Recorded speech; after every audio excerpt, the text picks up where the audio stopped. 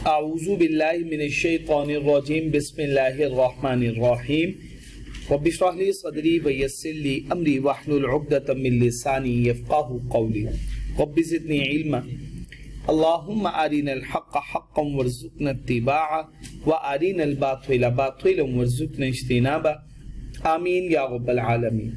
अल्लाहुम्मा तहिर क़ुलूबना मिनन निफ़ाक़ व अअमालना मिनर रिया व अलसिनतना मिनल कज़िब व अअयुनना मिनल ख़ियाना फ़इन्नका तअलमु ख़ाइनतल अअयुनि व मा तुख़फ़ी सुदूर आमीन या रब्बल आलमीन।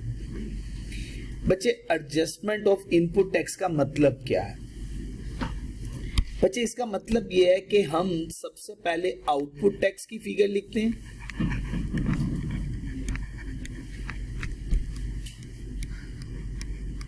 इसमें से हम डिडक्ट करते हैं, आपको याद होगा, इनपुट टैक्स, और वो आगे आपको बात पता ही होगी, बीइंग लोअर ऑफ, मतलब हमें आउटपुट टैक्स में से इनपुट टैक्स को माइनस करने की इजाजत है। इस बात को कहते हैं एडजस्टमेंट ऑफ इनपुट टैक्स। क्या वर्ड बोलते हैं इसके लिए? एडजस्टमेंट ऑफ, शाबाश, क्या वर्ड बोलते हैं? Adjustment of input tax. इसे क्या बोलेंगे? Adjustment of input tax. अच्छा, हम इनपुट टैक्स की एडजस्टमेंट कर सकते हैं किस बेसिस पे? अक्रूवल बेसिस पे। किस बेसिस पे? Accrual basis. अक्रूवल बेसिस का क्या मतलब हुआ? हमने इनपुट टैक्स बेसिकली किस पे पे करना होता है? परचेजेस पे। शाबाश, बिल्कुल ठीक हो गया। सेकंड वन, एक्सपेंडिचर्स पे, एक्सपेंसेस जिसे हम कहते हैं। थर्ड वन किस पे? आपको पता है, फिक्स एसेट्स पे।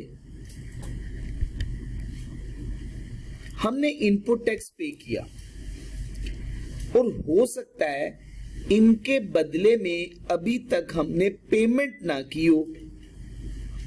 हमारा खर्चा तो हो गया या हमारा एक्सपेंडिचर तो हो गया, बट अभी तक हमने इसकी पेमेंट नहीं की। No payment has been made, अभी तक पेमेंट नहीं हुई। क्या हम खर्चा रिकॉर्ड कर सकते हैं? बिल्कुल कर सकते हैं। क्या हम उसका इनपुट टैक्स एडजस्ट कर सकते हैं? जी कर सकते हैं। इसको कहते हैं अक्रूवल बेसिस। लेकिन फिर हमने कंडीशन पड़ी हुई है, from the date of purchase कितने दिन के अंदर अंदर पेमेंट हो जानी चाहिए? 180 डेज के अंदर अंदर पेमेंट हो जानी चाहिए, नहीं तो ये क्या हो जाएगा? रिवर्स हो जाएगा जैसे ही 180 डेज पूरे होंगे।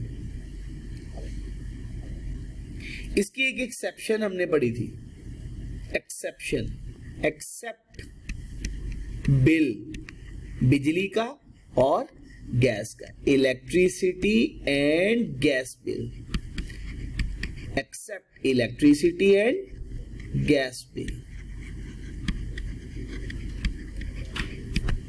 पहली बात क्लियर हो गई है यहां तक? Sales tax, input tax adjustment हम ले सकते हैं, इसका फायदा उठा सकते हैं ऑन अक्रूवल बेसिस, सवाए इलेक्ट्रिसिटी एंड गैस, जो अलाउ कब होगा? On payment basis, on payment basis. और इसकी पेमेंट के लिए याद भी रखना है, जब इसकी पेमेंट होगी तो वो पेमेंट कैसे होनी चाहिए? Through banking. लेकिन जो बात की हमने बिजली के बिल की, उसकी पेमेंट थ्रू कैश भी हो सकती है, वो फिर भी अलाउ हो जाएगा। याद है ना ये बात? एक और बात,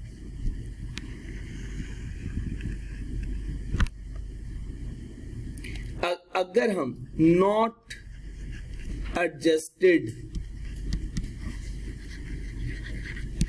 इन द करंट मंथ, अगर हम करंट मंथ के अंदर या इन दैट पीरियड लिख देता हूं, इन दैट पीरियड एडजस्ट नहीं कर पाए, तो फिर हम क्या करेंगे?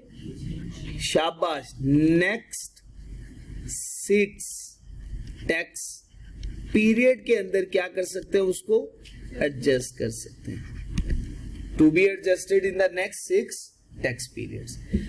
अगर हम जैसे मई की इनवॉइस है, मई में एडजस्ट नहीं कर पाए तो फिर अगले कितने माह तक कर सकते हैं? 6, जून, जुलाई, अगस्त, सितंबर, अक्टूबर, नवंबर। हम नवंबर तक उसको एडजस्ट कर सकते हैं। और अगर वो भी एडजस्ट नहीं कर पाएंगे तो फिर हम क्या उसके अगेंस्ट रिफंड ले सकते हैं, लेकिन फिर उसके लिए अप्रूवल चाहिए होती है। वो बातें हम डिस्कस करते हैं। यहां तक बात समझ आ गई? कुछ हद तक बात क्लियर है? पढ़ूं मैं? कुछ केसेस हैं जिसके अगेंस्ट हम इनपुट टैक्स के एडजस्टमेंट नहीं ले सकते, वो बात की बातें हैं, मैं बाद में डिस्कस करता हूं। अच्छा, एक और बात पहले डिस्कस करते हैं। अगर हम इनपुट टैक्स एडजस्टमेंट लेना चाह रहे हैं, उसके लिए हमारे पास एविडेंस होना चाहिए। जैसे आपने कहा हमने परचेजेस किए, एफबीआर क्या कहेगा? एफबीआर कहेगा बताओ कोई प्रूफ दो मुझे, आपने वाकई चीजें खरीदी, उसके लिए प्रूफ देना पड़ेगा। जैसे अगर परचेज किया है तो परचेज के केस में आपको क्या शो करवाने की पड़ेगी? Tax invoice. इसका मतलब है सप्लाई के केस में क्या होगी? Tax invoice. सप्लाईज के केस में क्या होगी? बात समझा पाए हो या नहीं? समझ आ गई? शाबाश। सप्लाईज के केस में टैक्स इनवॉइस। अच्छा, अगर मैं कहूं इंपोर्ट के केस में, शाबाश, जीडी या बिल ऑफ एंट्री, याद है ना आपको? अच्छा जी, थर्ड वन, अगर हम बात करें ऑक्शन की, शाबाश, एक्सीलेंट। ऑक्शन के केस में क्या है? ट्रेजरी चालान। ऑक्शन के केस में क्या था? ट्रेजरी चालान। ऑक्शन के केस में क्या है बच्चे? ट्रेजरी चालान। ये बात क्लियर हो गई? अच्छा, बिजली और इलेक्ट्रिसिटी की सूरत में और गैस की सूरत में बिल, शाबाश, इलेक्ट्रिसिटी एंड गैस, इसकी सूरत में बच्चे क्या है? बिल। कोई मुश्किल बात तो नहीं है। सप्लाईज के केस में टैक्स इनवॉइस, इंपोर्ट के केस में जीडी या बिल ऑफ एंट्री, ऑक्शन के केस में ट्रेजरी चालान, और इलेक्ट्रिसिटी और गैस की सिचुएशन में बिल। जी बच्चे, अब ये बात जरा हम कुछ पढ़ते हैं। एक registered person is entitled to deduct, के वो डिडक्ट करे इनपुट टैक्स को टैक्स पीरियड के दौरान for the purpose of taxable supplies जो उसने की है या वो करेगा। मतलब क्या? स्टॉक आपने खरीद लिया, अभी आपका बिका नहीं है सामान, आप उस पर भी इनपुट टैक्स क्लेम कर सकते हो। From his output tax liability, ये डेफिनेशन ही है ना कि हम इनपुट टैक्स को आउटपुट टैक्स के अगेंस्ट एडजस्ट कर सकते हैं। लेकिन उसके लिए हमारे पास क्या होनी चाहिए? किस नाम से? उस बेयरिंग एनटीएन नंबर, नाम भी होना चाहिए उसका और एनटीएन नंबर भी होना चाहिए। और इलेक्ट्रिसिटी और गैस की सूरत में क्या होगा? बिल। और बिल में रजिस्ट्रेशन नंबर होना चाहिए और एड्रेस होना चाहिए जहां पे कनेक्शन इंस्टॉल हुआ होगा। अच्छा, जीडी किसके केस में होगी? अच्छा, और ऑक्शन के केस में? शाबाश, in his name bearing NTN. अच्छा, इनपुट टैक्स क्लेम किस बेसिस पे किया जा सकता है? शाबाश, subject to payment within prescribed period. Prescribed period कितना है? 180 डेज। शाबाश, कितने दिन के अंदर अंदर? 180 डेज के अंदर अंदर। एक्सीलेंट। इनपुट टैक्स अगर आपने पे कर दिया, फिर आप सिर्फ इसकी इन टैक्स को एडजस्ट कर सकते हैं। वो किस केस में हो सकता है? सिर्फ बिजली और गैस, बाकी आप अक्रूवल बेसिस पे अलाउ करवा सकते हैं। ठीक है जी बच्चे। And in this case gas and electric bill shall be regarded as, तो बिल ही क्या बन जाएगा उसकी? टैक्स इनवॉइस कहलाएगा। यहां तक बात क्लियर? अच्छा, अगर बिल पे रजिस्ट्रेशन नंबर मौजूद नहीं है और एड्रेस नहीं है, रजिस्ट्रेशन नंबर नहीं है, तो फिर क्या होना चाहिए?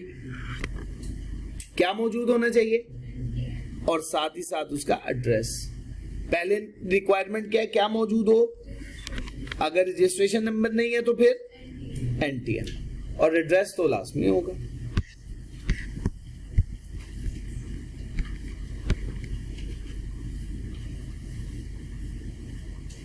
ठीक है जी। अगर उसके नाम पे नहीं है तब भी क्या हो? एनटीएन, और एनटीएन के साथ एड्रेस मौजूद होना चाहिए। वही बात रिपीट हो रही है यहाँ पे। यहां तक मुझे बताइएगा कोई कंफ्यूजन।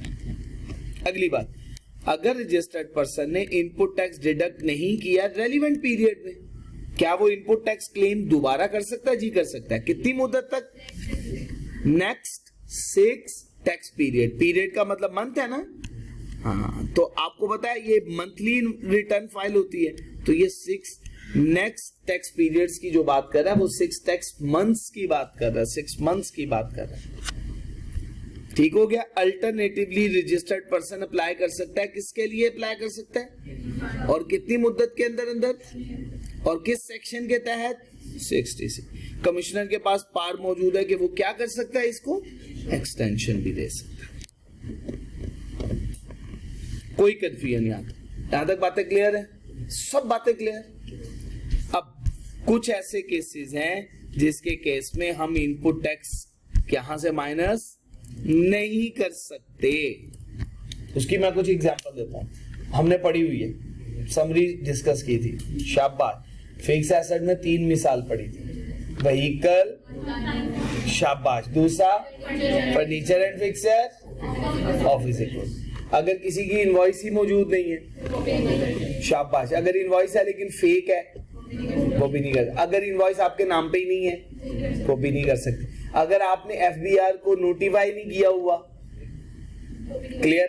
अच्छा, अगर आपके सप्लायर ने आपका टैक्स जितना कलेक्ट किया वो जमा ही नहीं करवाया हुआ, याद आ गई ना बातें? ये तो हमने न्यूमेरिकल सॉल्व करते हुए पढ़ी, वही बातें यहाँ पे रिपीट होने लगी हैं।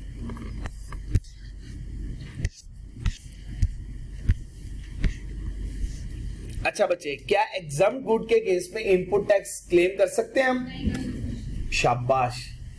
एग्जाम के केस में हम इनपुट टैक्स क्लेम ना ही हम एडजस्ट करवा सकते हैं, ना ही हम रिफंड ले सकते हैं। याद है ना आपको? नेक्स्ट, अगर पर्सनल यूज में आ जाए या नॉन बिजनेस यूज में आ जाए। मैंने ट्रेडर की मिसाल दी थी। ट्रेडर ने सामान खरीदा, अपने पर्सनल इस्तेमाल, अपने घर में इस्तेमाल के लिए लेके चला गया, उसका इनपुट टैक्स हम क्लेम नहीं कर सकते। परचेजेस में से भी माइनस कर देंगे, इनपुट टैक्स में से भी माइनस। लेकिन अगर मैन्युफैक्चरर है, वो अपने घर के इस्तेमाल के लिए लेके चला गया, तो फिर क्या मान लेंगे इसको? सेल, सप्लाई मान लेंगे। फर्क समझ में आया ना? ठीक हो गया जी।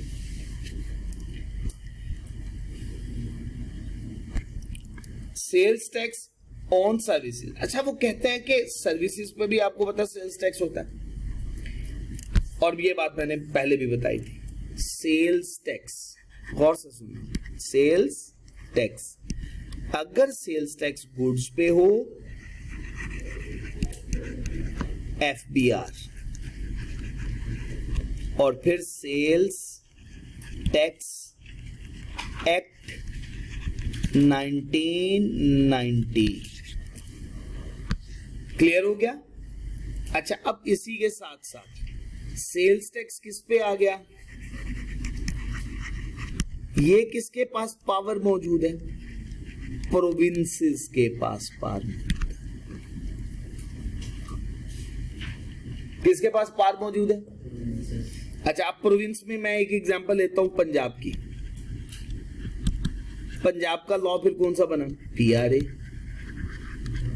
अच्छा, इसी तरह से अगर मैं सिंध की बात करूं, SRB, Sindh revenue board, etcetera. इसी तरह से इस्लामाबाद के लिए आईसीटी, इस्लामाबाद कैपिटल टेरिटरी। अच्छा, वो प्रोविंसेस के पास है और एक फेडरल के पास अलहदा से आ गया। सर्विसेज पे दिया जाने वाला इनपुट टैक्स भी यहां पे आके सेल्स टैक्स की कंडीशन इख्तियार कर सकता है कि वो सेल्स टैक्स के अंदर आउटपुट के अगेंस्ट एडजस्ट हो जाए। अच्छा, अब से प्रोविंशियल रूल्स में कुछ सर्विसेज पे मेंशन कर दिया कि इसका इनपुट टैक्स आप क्लेम, अगर उस पे रिस्ट्रिक्शन लग गई तो उसका भी इनपुट टैक्स क्लेम। लेकिन ये बतानी बात किसने है? प्रोविंस ने। अब ये बात पढ़ते हैं जी। Sales tax on services in respect of which input tax adjustment is barred. Barred का मतलब है रिस्ट्रिक्टेड अंडर द रिस्पेक्टिव, किस सेल्स टैक्स लॉ के मुताबिक? अब बात क्लियर है बच्चे? कोई दिक्कत तो नहीं है यहां तक? अच्छा, फेक इनवॉइसेस के अगेंस्ट कर सकते हैं आप सेल्स टैक्स, इनपुट टैक्स नहीं ले सकते। अगर गवर्नमेंट डिपार्टमेंट को टैक्स ही नहीं जमा करवाया हुआ सप्लायर ने, तब भी नहीं। अगर computerised risk based evaluation of sales tax के अंदर डाउट अराइज हो गया तो प्रोविजनल बेसिस पे तो अलाउ हो जाएगा, लेकिन फाइनली सप्लायर को कायल करना होगा, भाई अपने पोर्टल पे अपडेट करो, फिर ही मुझे ये क्रेडिट मिल सकता है, नहीं तो क्रेडिट, और अगर उसने अपडेट ना किया तो फिर हमारा रिवर्स हो जाएगा, हमसे जो क्रेडिट लिया हुआ होगा एफबीआर वापस पैसे ले लेगा। ठीक हो गया, ये बात अब यहां पे पढ़िएगा, ये जरा पढ़े नोट फॉर द स्टूडेंट के अंदर, पूरी बात यही बात लिखी हुई है, यहां तक पढ़नी है आपने बस।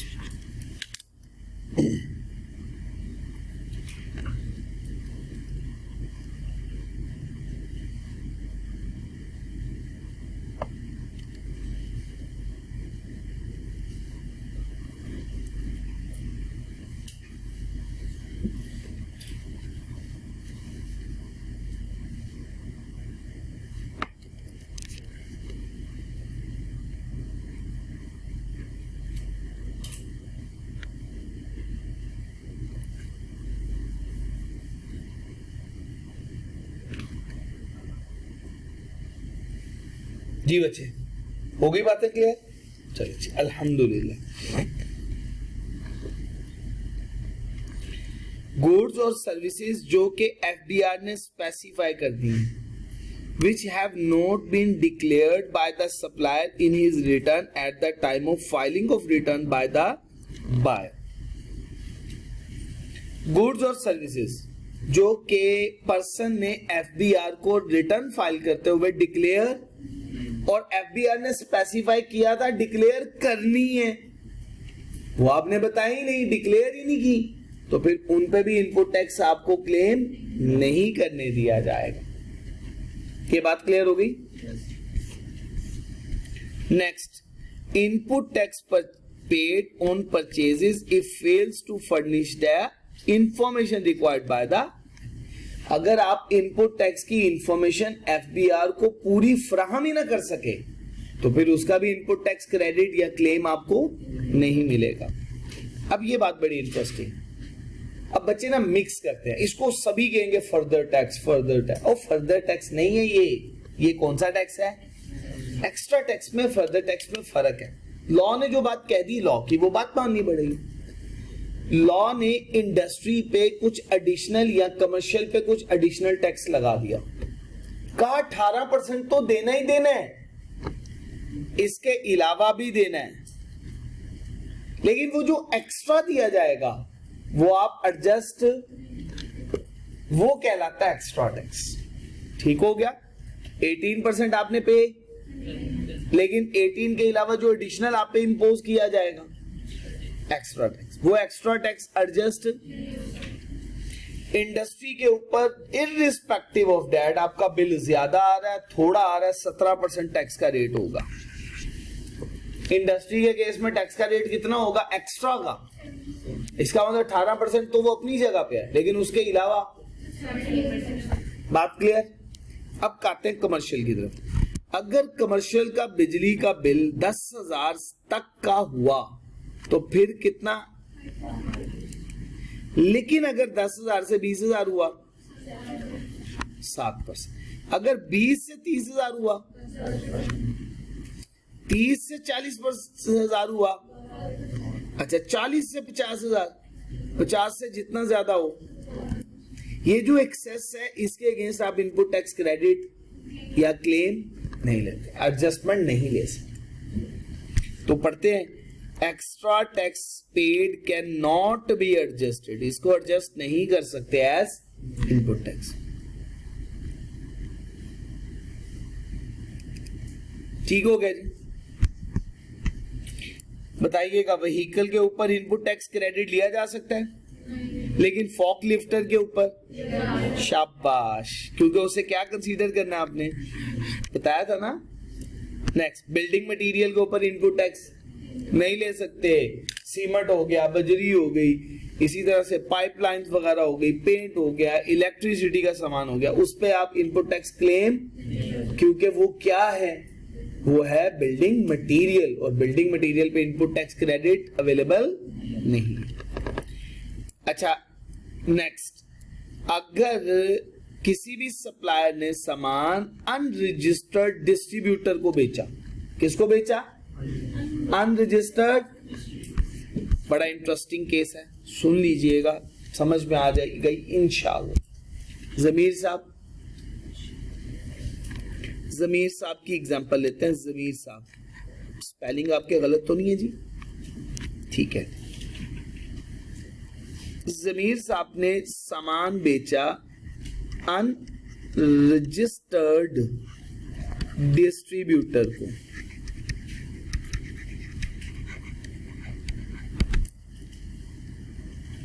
ठीक है जी, मैं अभी एग्जांपल ले रहा हूं ट्रेडर की, सिंपल हो जाएगी, आसानी से समझ में आ जाएगी। अच्छा, जब ये सेल कर रहे हैं तो सेल पे तो क्या होगा, आउटपुट टैक्स 18% तो आना ही आना है, और अगर ये अनरजिस्टर्ड है तो मजीद कितना आएगा। ये बात क्लियर है, कोई दिक्कत तो नहीं है। अगर एफबीआर के ये नहीं मैं लूंगा तो वो तो अपने पांव पे कुल्हाड़ी मार रही है, तो बात गलत हो जाएगी। ये तो पनिश थोड़ी हुआ, ये तो फायदा हो गया इसका, सही है। ये नहीं वो कह रहा, वो क्या कहने लगा, कहता है ये जो तुमने सामान बेचा है, ये जो तुमने सामान बेचा है, ये खरीदा भी तो होगा किसी से, खरीदा भी तो होगा ना, और जब खरीदा था तो उस पे क्या दिया था, शाबाश, एक्सीलेंट, क्या दिया था। अब वो चाहे जिससे मर्जी खरीदा, रजिस्टर्ड से खरीदा, अनरजिस्टर्ड से खरीदा, अगर तो रजिस्टर्ड से खरीदा है, वो इनपुट टैक्स मैं क्या कर दूंगा, डिस अलाउ कर दूंगा। अब बात समझ में आ गई है, क्लियर हुआ। अगर आपने सामान किसको बेचा, अनरजिस्टर्ड डिस्ट्रीब्यूटर को, तो ये जो सामान तुमने बेचा है ये खरीदा भी होगा, खरीदते वक्त जो इनपुट टैक्स दिया होगा, हम वो इनपुट टैक्स क्या कर देंगे। ठीक हो गया, बात अच्छे से समझा पाए हो ना। पढ़ते हैं ये rule. Input tax related to supplies, कौन सा टैक्स कह रहे हैं, कौन सा टैक्स कह रहे हैं, सप्लाईज से रिलेटेड, गुड्स एंड सर्विसेज जो आपने किसको बेची है, जो आपने सप्लाई किसको किया है, for which sales tax invoice do not bear, लेकिन उस सेल्स टैक्स इनवॉइस में क्या मौजूद नहीं था, या एनटीएन किसका मौजूद नहीं है, रेसिपिएंट का क्या मतलब, शाबाश, इसका क्या कम से कम होना चाहिए था, एनआईसी या एनटीएन। अगर वो ना हुआ तो जो सामान तुमने परचेज किया था उसको बेचने के लिए, उसका इनपुट टैक्स भी हम आपको डिसअलाउ कर देंगे। अब कंडीशन पूरी क्लियर हो गई। अनरजिस्टर्ड डिस्ट्रीब्यूटर इनवॉइस में उसका एनआईसी नंबर या एनटीएन नंबर होना चाहिए ताकि हम उसको भी पकड़ सके, सही है ना। ठीक हो गया।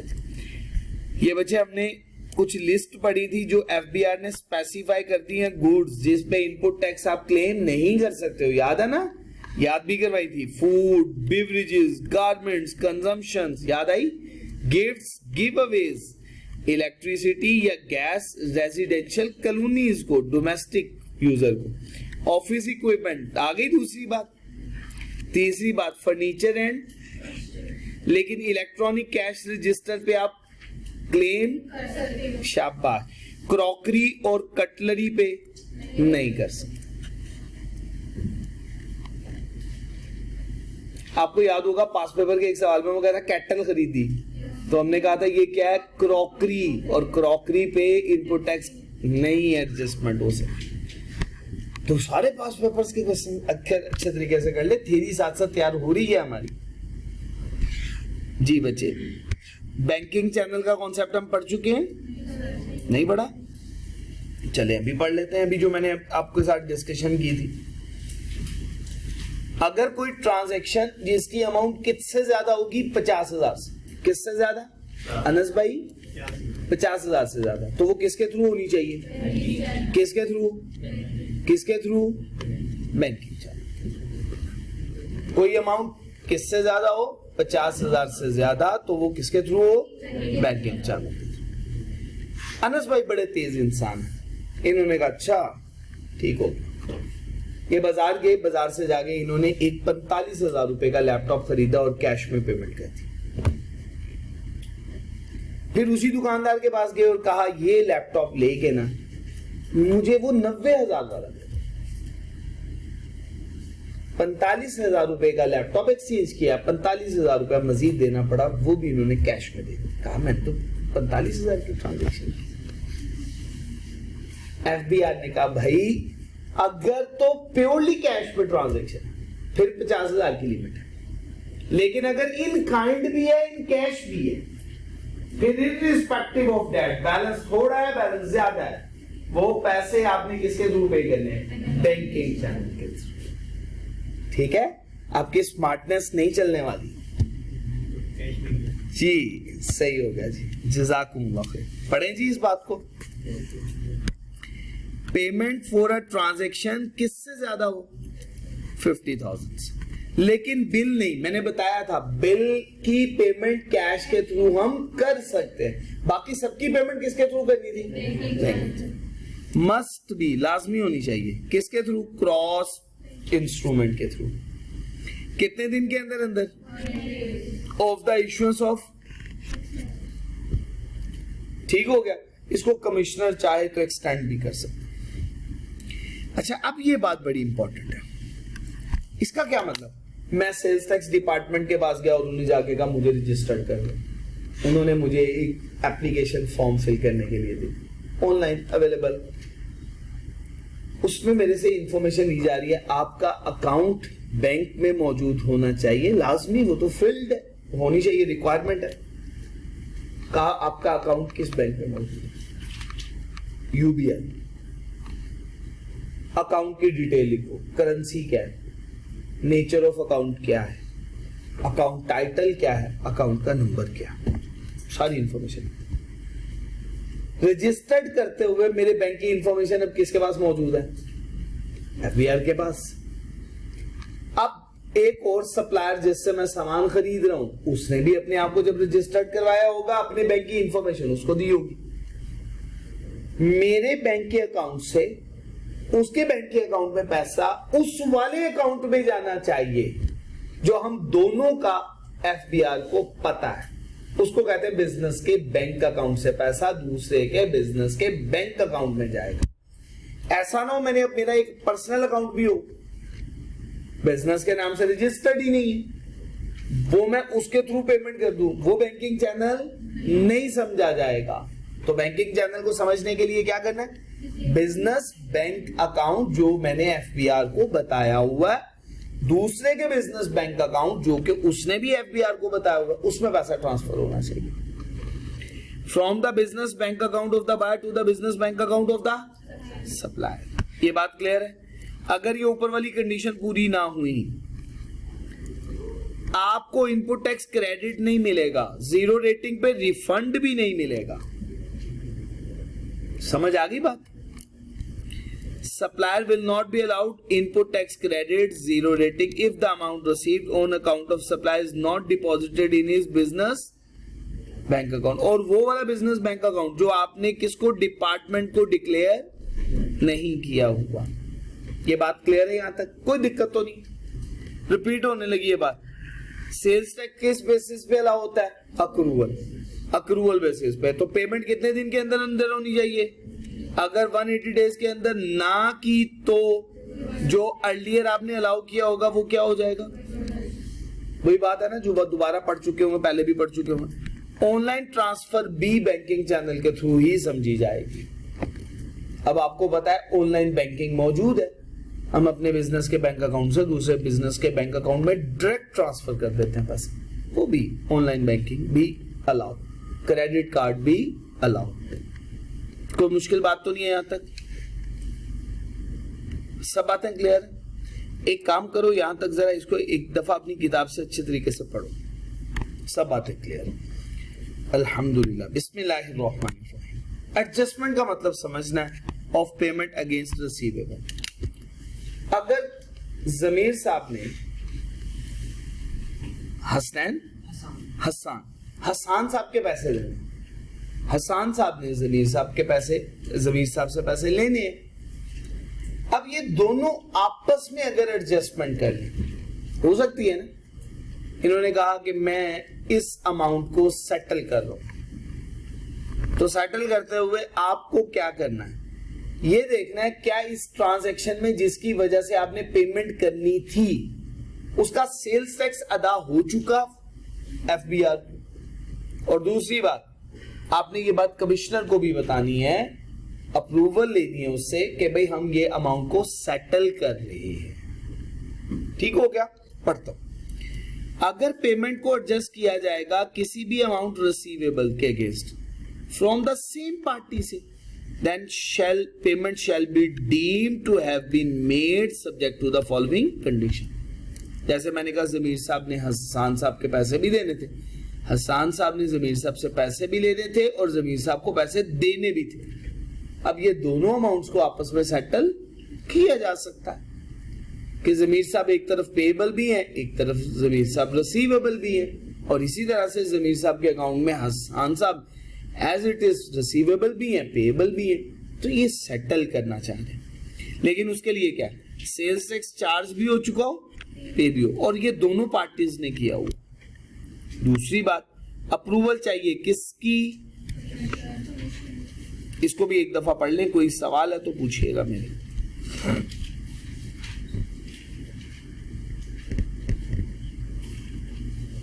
इसके बाद गुड्स आगे किसी को भी सप्लाई हो जाए तो वो नॉर्मल मैनुअल में सप्लाई कंसीडर होगी। ठीक है जी।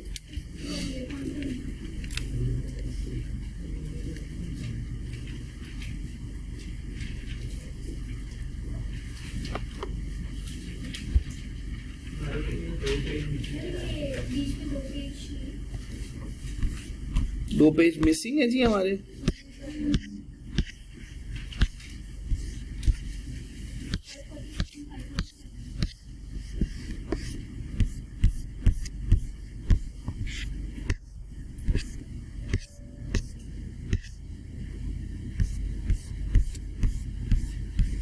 जी बिल्कुल ठीक कह रहे हैं।